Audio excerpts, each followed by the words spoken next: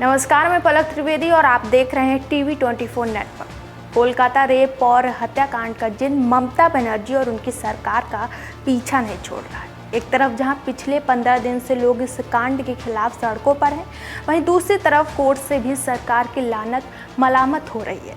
Supreme court ने तो इस केस में पुलिस की भूमिका पर भी सवाल उठा दिए। कहा जा रहा है कि पिछले 13 साल की सत्ता में ये पहली बार है जब बंगाल के सियासी भंवर में ममता बनर्जी बुरी तरह फंस गई हैं।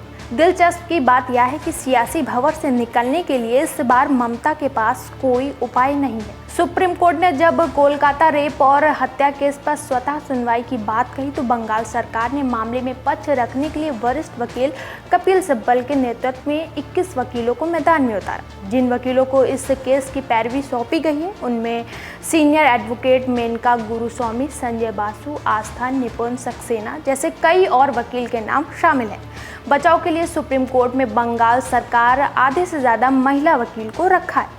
वजह मामले की संवेदनशीलता है। हालांकि इसके बावजूद सुप्रीम कोर्ट से बंगाल सरकार को जबरदस्त फटकार लगी है। गुरुवार को सुनवाई के दौरान बेंच ने कह दिया कि 30 साल में रेप केस में पुलिस की ऐसी लापरवाही नहीं देखी है। कोर्ट ने पुलिस की भूमिका और कामकाज पर सवाल उठाए हैं। 13 साल में अब तक जितने भी बड़े केस ममता सरकार में आए उन्होंने आंदोलन को पनपने नहीं दिया, लेकिन इस बार का मामला अलग है। बंगाल में 15 दिनों से कोलकाता रेप और हत्याकांड की गूंज है। विपक्ष समेत आम लोग सड़कों पर हैं। सोशल मीडिया पर एक पोस्ट वायरल हो रहा है जिसमें कहा जा रहा है कि 26 अगस्त तक ममता बनर्जी अगर इस्तीफा नहीं देती हैं तो 27 अगस्त को सचिवालय का घेराव किया जाएगा।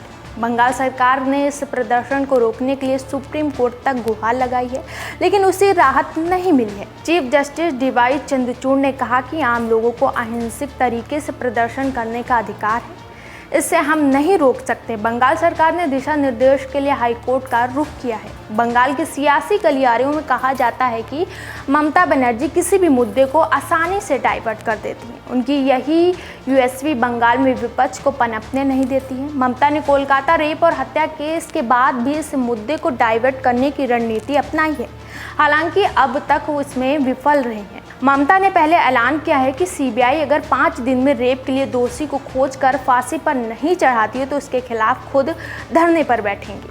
ममता ने सीबीआई जांच के खिलाफ प्रदर्शन भी किया, लेकिन सबूत बदलने का आरोप जो पुलिस पर लगा उसने उनकी कोशिशों पर मिट्टी डाल दिया।